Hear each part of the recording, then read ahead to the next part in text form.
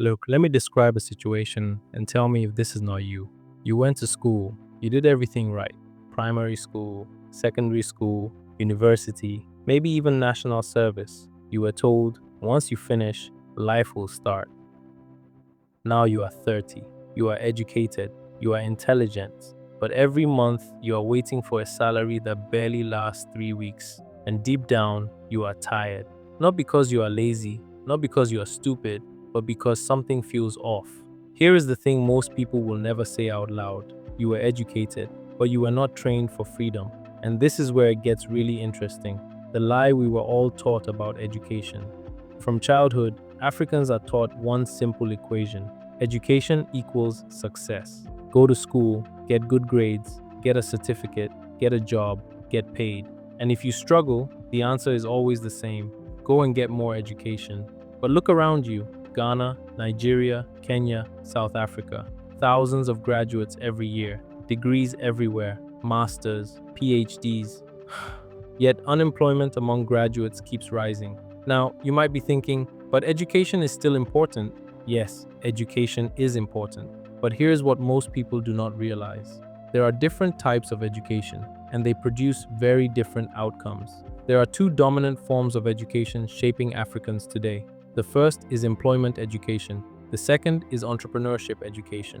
They look similar on the surface, but psychologically and financially, they are opposites. Employment education trains you to fit into an existing system. Entrepreneurship education trains you to build your own system.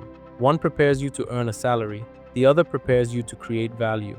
And this distinction explains almost every financial struggle you see around you. Let us be very honest. Most school systems in Africa were not designed to make you free. They were designed to make you employable. From the structure of classrooms to exams to grading, everything trains obedience, routine, and compliance. You are rewarded for following instructions. You are punished for questioning systems. By the time you graduate, you have been conditioned to think in terms of jobs, titles, and salaries. So when you finish school, your first question is not, how do I create value? Your question is, who will employ me? And that is not an accident. Let us talk numbers. Assume you earn 2,500 Ghana cedis a month. That is 30,000 cedis a year. If you work for 30 years, that is 900,000 Ghana cedis in total earnings. Sounds like a lot. Now remove rent, remove transport, remove food, remove family obligations, remove emergencies, remove inflation. At the end of 30 years, most people have very little left. And this is not because they did not work hard. It is because salary was never designed to create wealth. Salary is designed to sustain labor. This is where most people get stuck. Here is what salary does to your mind. It gives you comfort. It gives you predictability. It gives you social approval. You wear a suit. You speak good English. You look successful. But psychologically, salary trains dependence. You do not ask, how do I survive? You ask, when will my salary come? And the moment that salary stops, panic begins. This is why retirement terrifies people. They are not afraid of old age. They are afraid of life without salary. That fear alone tells you everything you need to know. Now let us talk about the other type of education. Entrepreneurship education is not neat.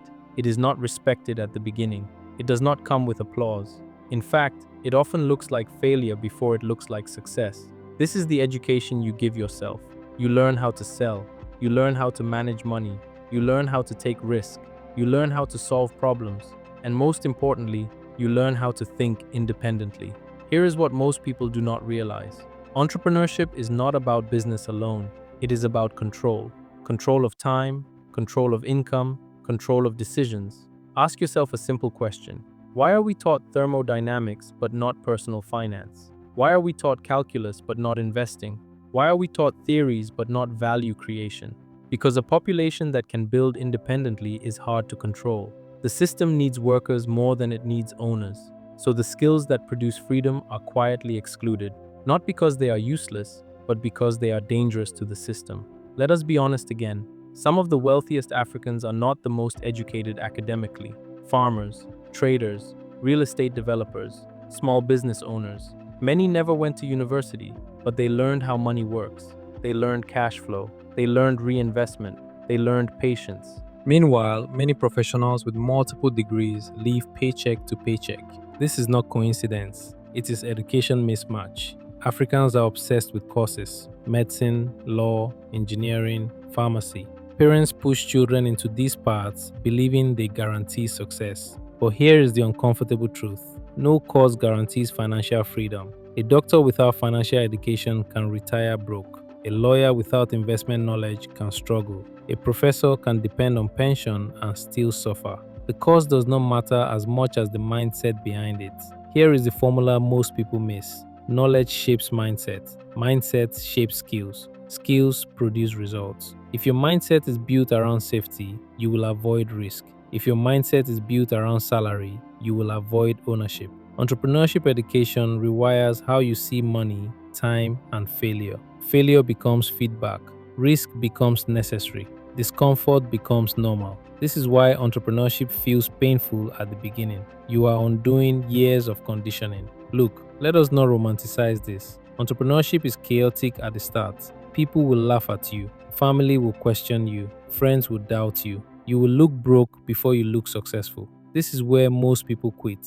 They mistake discomfort for failure. But here is what most people do not realize: freedom has a price, and that price is temporary instability. Employment offers comfort early and pain later. Entrepreneurship offers pain early and comfort later. Most people choose comfort now and regret later. A few accept discomfort now and gain options later. This is not about morality, it is about choice. Let us make this practical. First, stop relying on one source of income. Salary alone is dangerous. Second, invest in self-education deliberately. Books, courses, skills, real-world knowledge. Third, learn money management early. Budgeting, investing, cash flow. Fourth, start small but start now. Selling something, solving a problem, creating value. Fifth, detach identity from job titles. Your worth is not your position. No government will pay you enough to make you free. No certificate will automatically make you wealthy. No job will secure your future completely. Freedom is built, not assigned. And education is still the key, but only the right kind. Here is the truth most people avoid: nobody is coming to save you. If you want freedom, you must build it. If you want options, you must create them. If you want control, you must educate yourself differently. The path is harder, the resistance is real, but the reward is worth it. Think differently, learn aggressively, build patiently, and most importantly, stop outsourcing your future to a system that was never designed to make you free. If this message challenged you, share it. If it made you uncomfortable, sit with it. And if you are ready to think differently, start today. Your future depends on it.